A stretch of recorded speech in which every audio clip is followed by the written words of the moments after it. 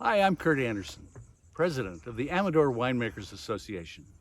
We're a group of home winemakers located in the foothills of California. This video is about our Club Crush. It's about how we make wine from A to Z. In the Sierra Nevada foothills of California, our climate and terroir allow us to grow excellent wine grapes. A professional winemaker once said, "Winemaking is very much like cooking. To be successful, you must have good, fresh ingredients, a knowledge of processes, and some adequate equipment." We hope to cover all of these in this video so you can make and enjoy fine homemade wine.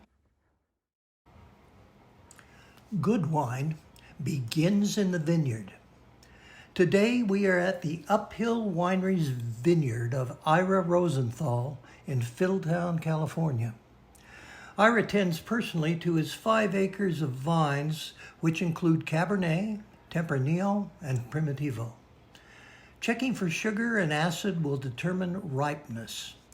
Sugars will determine final alcohol content, and acid will determine final acidity in the final wine.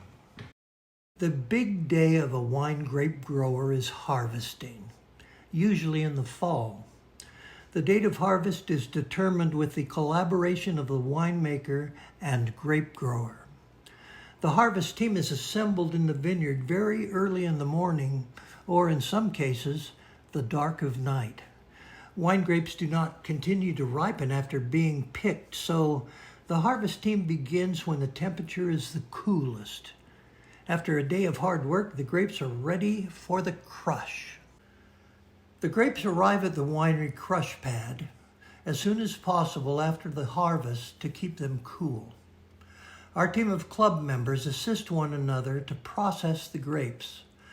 A crusher destemmer is used to separate the stems from the berries, and the machine slightly breaks open the berries.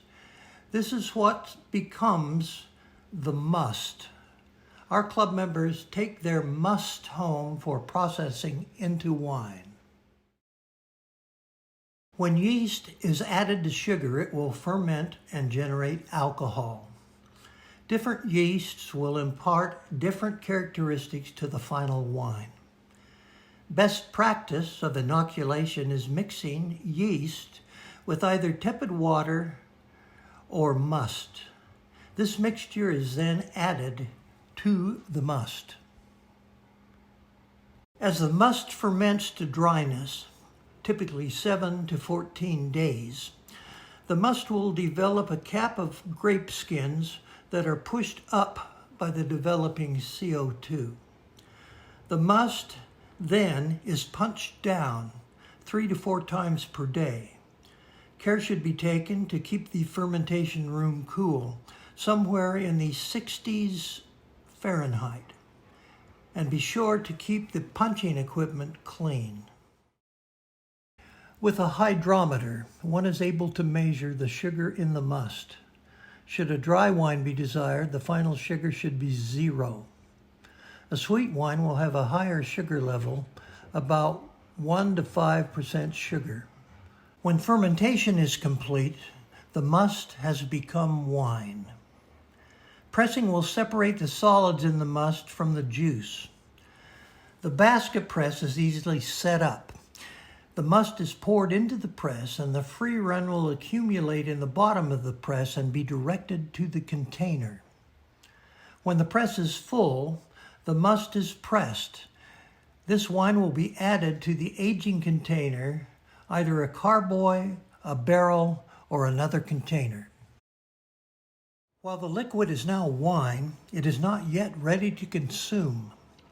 Aging will mellow and mature the wine and improve it dramatically. Various devices are available to fill bottles. Once filled, the bottles are corked and capsules are put on if desired. The last step is to affix a label. Usually, it will take at least 2 months or longer of bottle age, and it's ready to drink.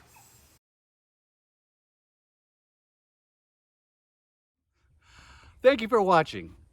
I hope this video has been beneficial. I wish you good luck in your home winemaking.